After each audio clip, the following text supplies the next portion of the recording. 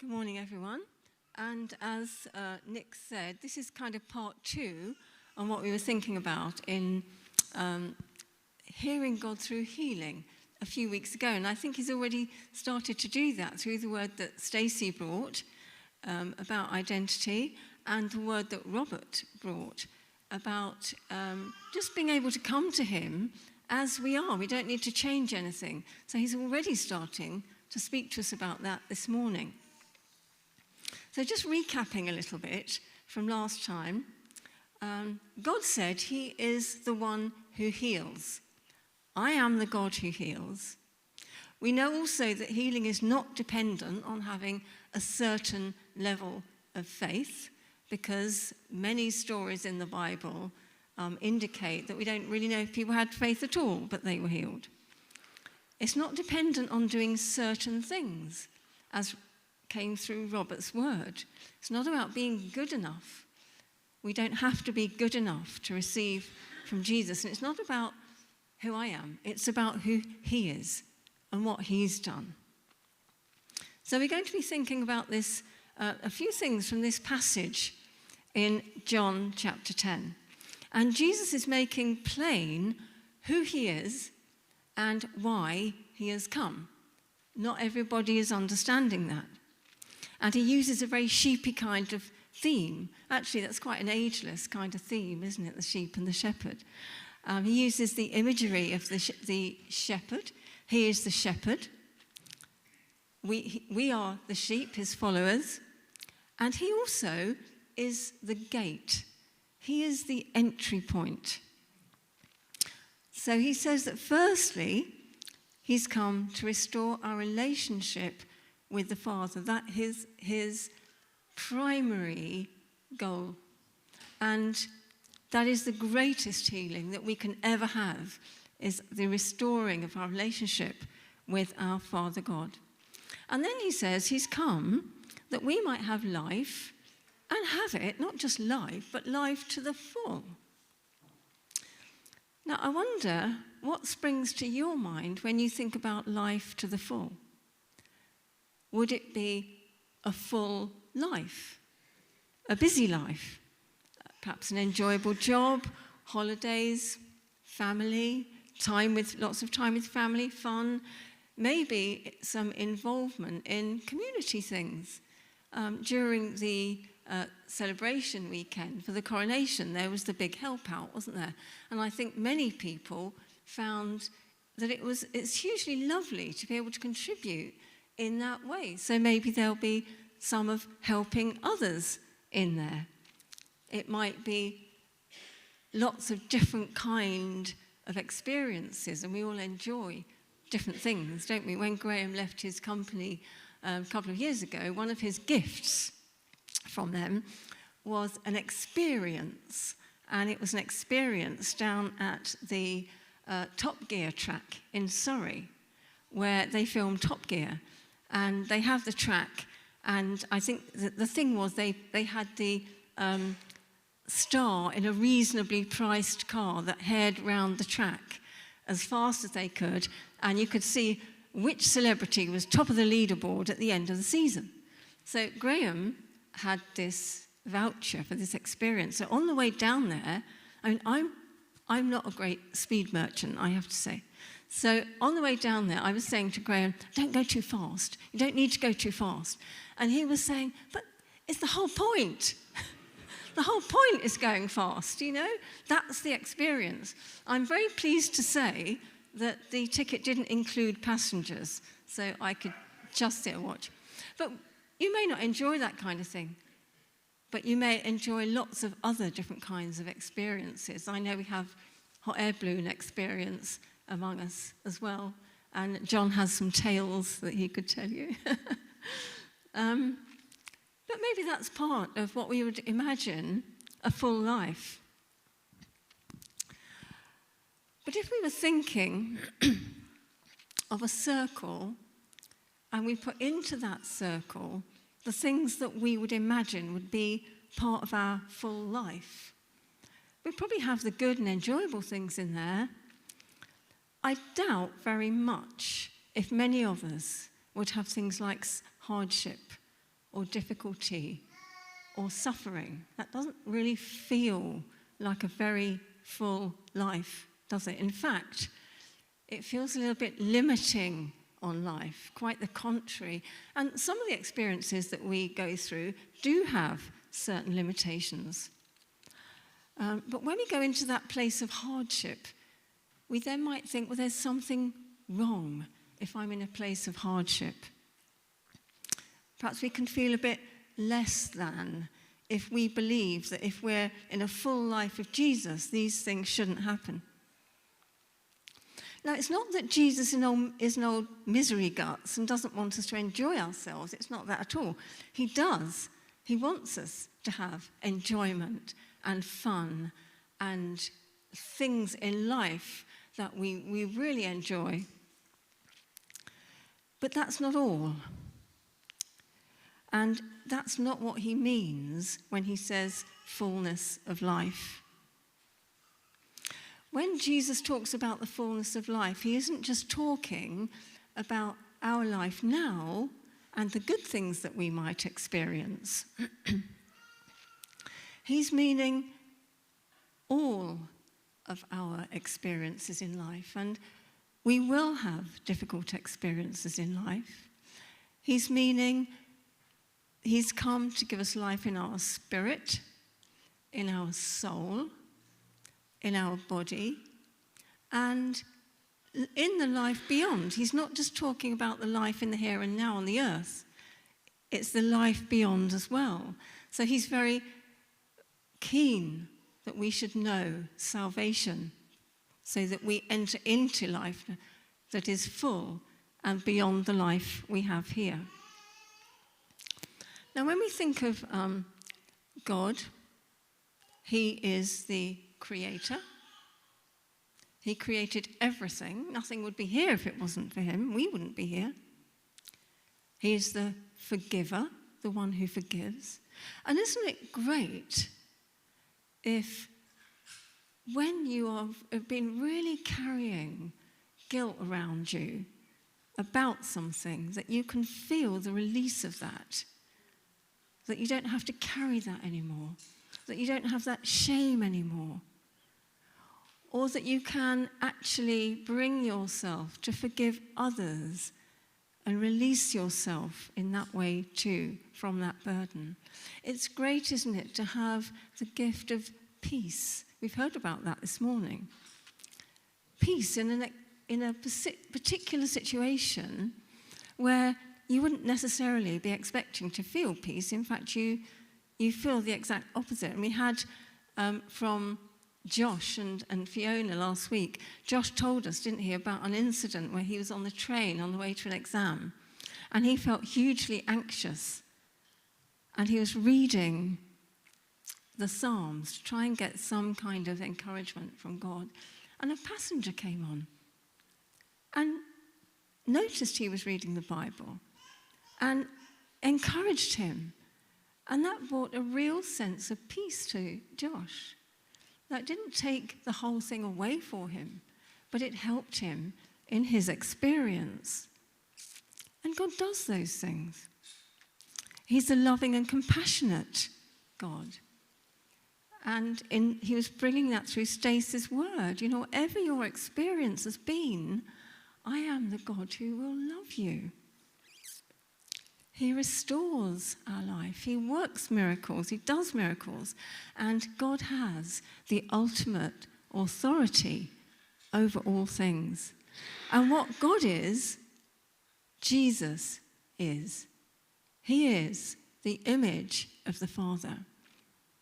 And he said, I have come from the Father to bring you the fullness of life in all these things that is in the Father. Now, Jesus himself was the fullness of life, but it didn't prevent him from experiencing suffering. In fact, he suffered the most. But he was still in the fullness of who the Father is. Now, our natural instinct is to want to escape from any hardship. It's mine. I shouldn't assume it's yours, but it's, it's mine. That's what I feel like doing. I want to run away from it. But God is with us in it. He wants to be in all our experiences with us. He sometimes does take them away, but sometimes he doesn't, certainly not immediately. And he wants to bring all that he is into that place. Now, in society today, there's quite a resurgence of an awareness of the spiritual side of life, which is a good thing in some ways. It's good to be aware that we do have a spiritual element within us. We are spirit, and God is spirit. So it's not just an element, we are. But there is a resurgence in the secular world of the awareness of that spiritual aspect, which is a good thing. But the difficulty with that is that it has come to mean really anything that you want it to mean.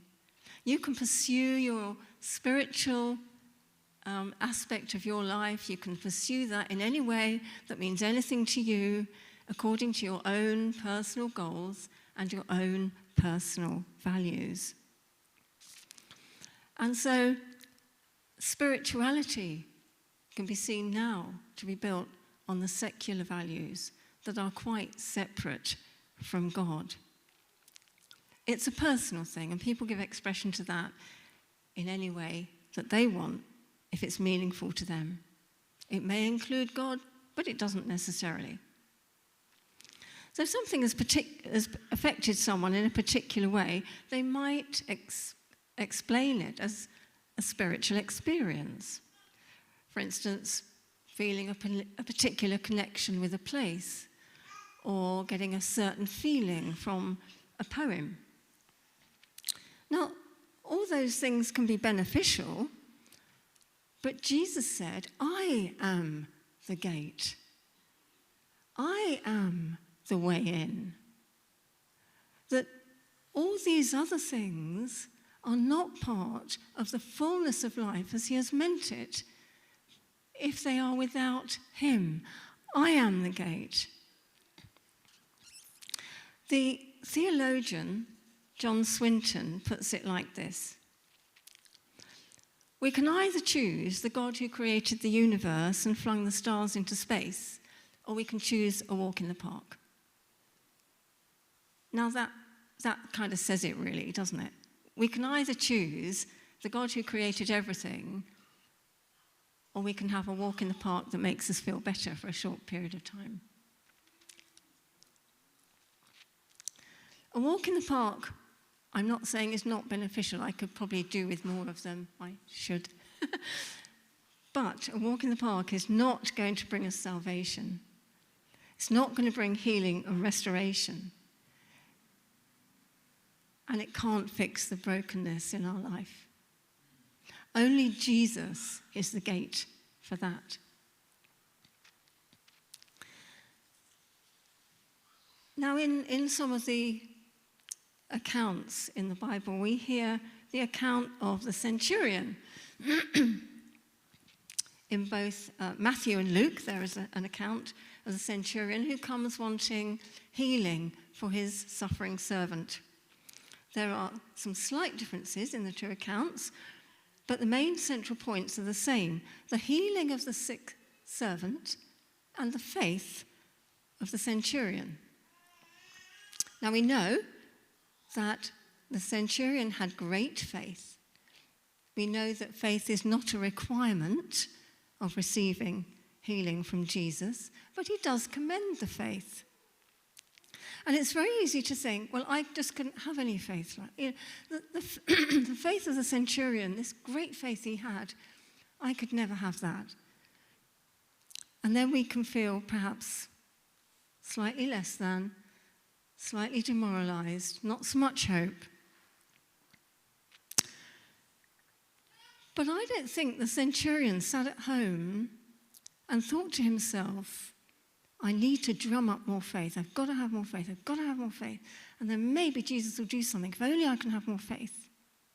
You see, I suspect it was that the centurion saw who Jesus was. And that naturally raised his faith and raised his hope. He was a soldier. He understood the authority. Jesus had the authority that no, excuse me, that no earthly soldier could ever have. And this centurion saw that. He saw that he had the authority to change things that in human terms and in soldier terms were unchangeable. Jesus says later in John, in that chapter, no one takes my life from me. I lay it down of my own accord.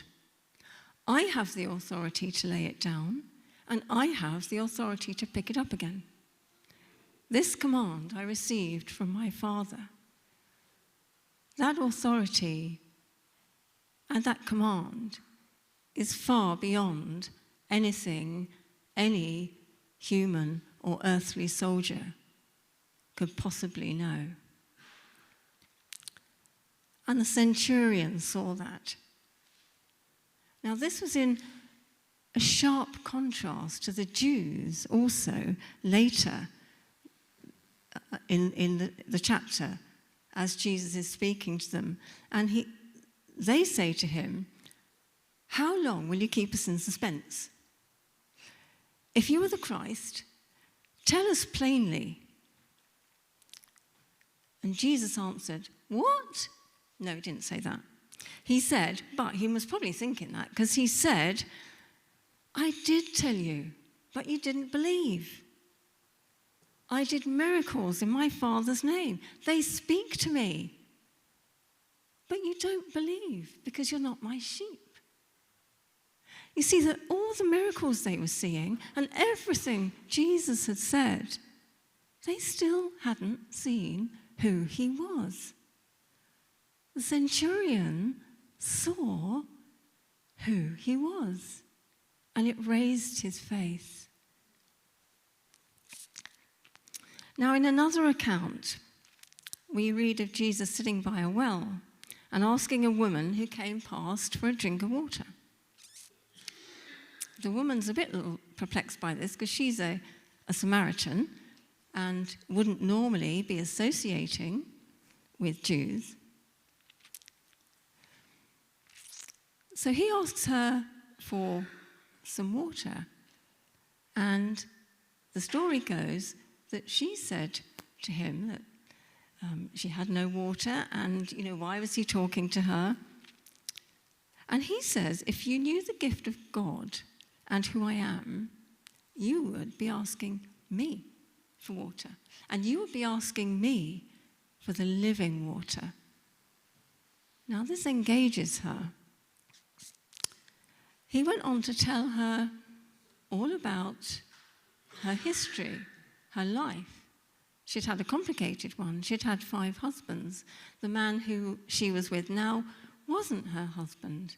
It wasn't a simple life. Jesus knew it all, and yet he was offering to her this living water. He was offering to her the fullness of who she was. Now, she hadn't even been asking for that. She wasn't even going to talk to Jesus. He initiated the conversation. But he offered her the fullness of who he was because he saw her life. He wanted to give her salvation, and he wanted to give her fullness of life in him. Now, it's interesting because she then says, well, I know I'm waiting for the Messiah. I know there's one coming, but I'm waiting. And he says, well, actually, you're talking to him. Now, at that point, she has a choice. She can either choose the God who created the world and flung the stars into space, or she can choose the status quo of her life. Now, that's often where we are, isn't it? We can choose the God of the universe, or we can choose the status quo of our life. Now, a few months ago, someone sent me a lovely card, and I loved the card, but I also noticed there was a particularly lovely logo on it, and I think it's the company name of the maker of the cards. So we're going to have that now, an image of that. Lovely. Just says, I am so many things. And I think the company is iamsomanythings.com. So if you want to look them up, there you are. Might have some nice cards. But isn't that lovely? I am so many things. And isn't that so true? If we were to make another triangle with what was in our life at any one time, I wonder what we would put in it. There would be the good things, the lovely things, our gifts, our strengths. But what else would be in there? Would there be challenges? Would there be difficulties? Where would be the things that might come outside the circle if we were thinking of what our ideal full life would look like? Where are they in that triangle? Would there be areas that I don't really want to look at? Thank you very much. They've been there for quite a long time, and I've jogged along nicely with them. I don't want any rocking of the boat now. Would there be physical things that we would like Jesus to heal? Would there be emotional places in our life that we've carried for a long time that we would like the fullness of life, a release in those places? What would be in that triangle for us? You see, Jesus knows everything that's in there. He knows the pits that we fall into. He knows the scars that are in there, maybe from past experiences. He knows the things that we're struggling with now. He knows the parts of ourselves that we don't really want to face up to. And also, he knows what he wants to give us. He sees our strengths too, and all the other great things about our life. He sees the totality of who we are. So, we have a choice. What do we want to do with that? Where do we want to invite God in? Because healing is not just a linear thing that is only about our bodies. Now, that's very important, and Jesus is very keen to heal us and heal our sicknesses. That's what he's come for. But it's wider than that. The fullness of life is much wider than that. You know, sometimes myself, I can catch myself sort of almost treating God like a divine pharmacy. You know, like I go into Boots if I've got an infection, and I put in my prescription, out come the tablets, I take them, that's fine, it's gone, it's made me better again. And that's great, but all the antibiotics are doing is going to fix that one thing. Not going to fix a problem if I'm still carrying some baggage from years ago that may have even contributed to why I'm ill at the moment. It's not going to fix anything that is behind the immediate. And sometimes I can feel myself saying to God, look, just fix that. You know, just fix that. But he wants to look behind that. It's not that he's not interested in that, he is. But there may be other things that I need that I don't know that I need, but he knows that I need. and he knows where I need to start. So in a moment, we're going to pray. So maybe there's something specific that you would like to bring to him, like the centurion did. Maybe Jesus wants to start a conversation with you, like he did with the lady at the well.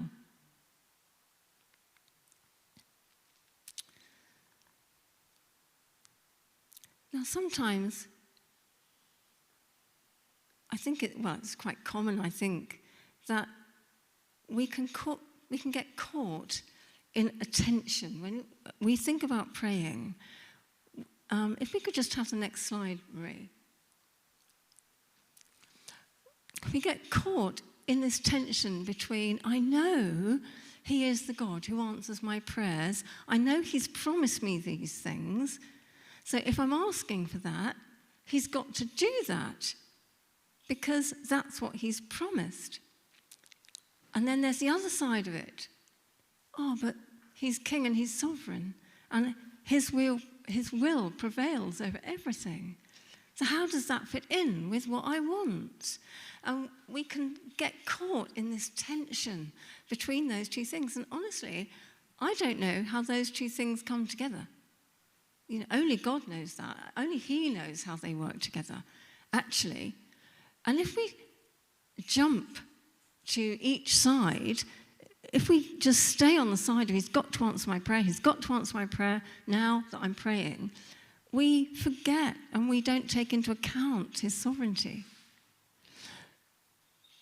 But if we only major on his sovereignty, we can forget that actually he listens to our request and he answers us. And so how those things work together is a mystery to me. It's a miracle of God. But what we can do when we find ourselves caught in that place is just think, I'm just going to bring Jesus into the middle of that. It doesn't matter about those two sides. I'm going to bring Jesus into the middle, and I'm going to concentrate on who Jesus is, because he is the fullness of life. That's what he promised to bring me. And whatever that looks like for me now, I'm going to concentrate on Jesus. So let's come to him now. Let's lift our eyes to Jesus and who Jesus is.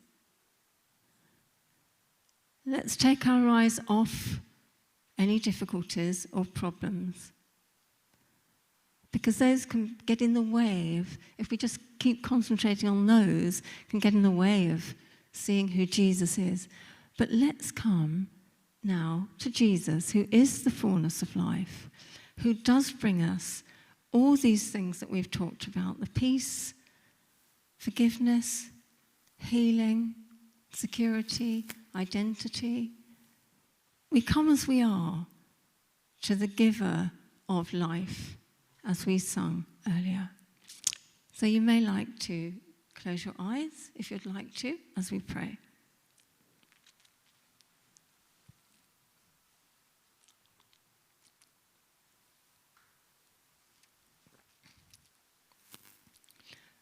Father, you are the God who heals.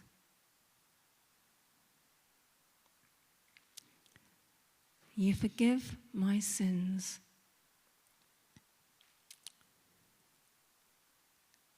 You lift shame from me. Nothing is hidden from you.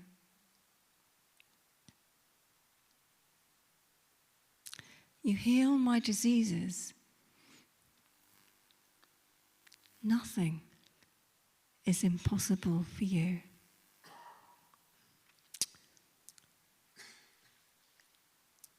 You redeem my life from the pit.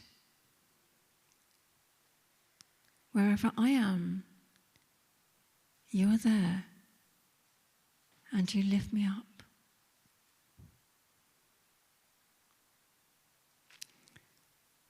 You crown me with love and compassion.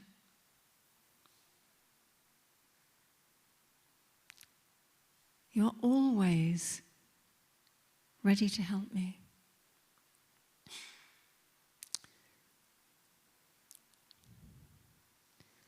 You satisfy my desires with good things. You know what is right for me.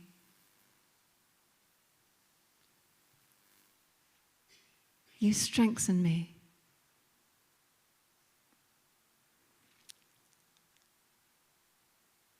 The past is yours. The future is yours. The present is yours. And you are here in this minute.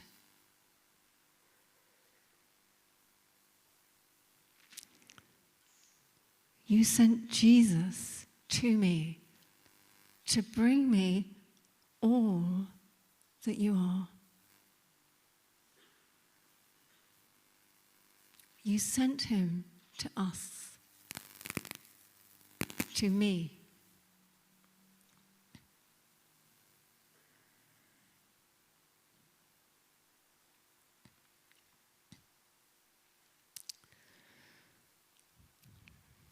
As you focus your eyes on Jesus now and who he is, to see what the centurion saw, the giver of life and the one with all authority. You may like to bring a special request to him that you have, or you might like to invite him to look into your life and speak into it, just like he did with the lady at the well. I'm just going to have a couple of minutes silence now for you to do that.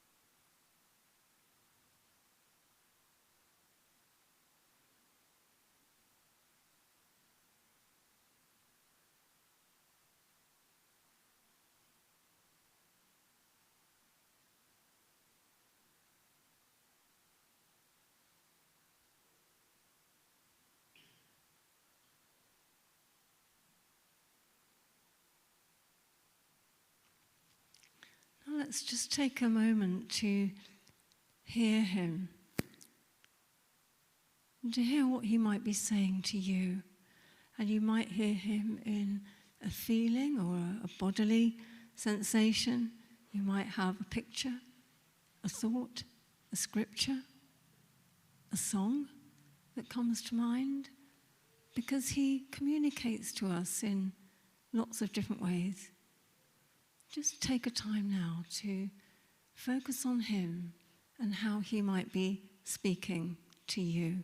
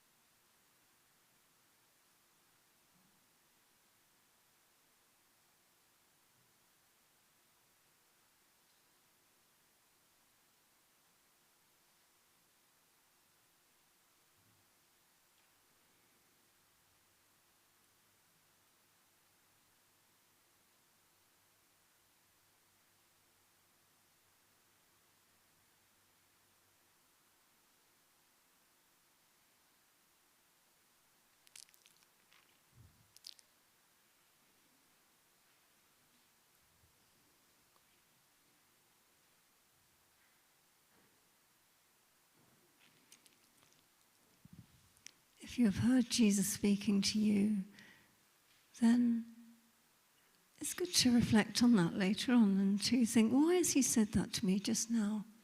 What does he want me to do about that? What is he doing in my life? So Jesus, will you continue to bring your life, the fullness of your life to us through your Spirit? Amen.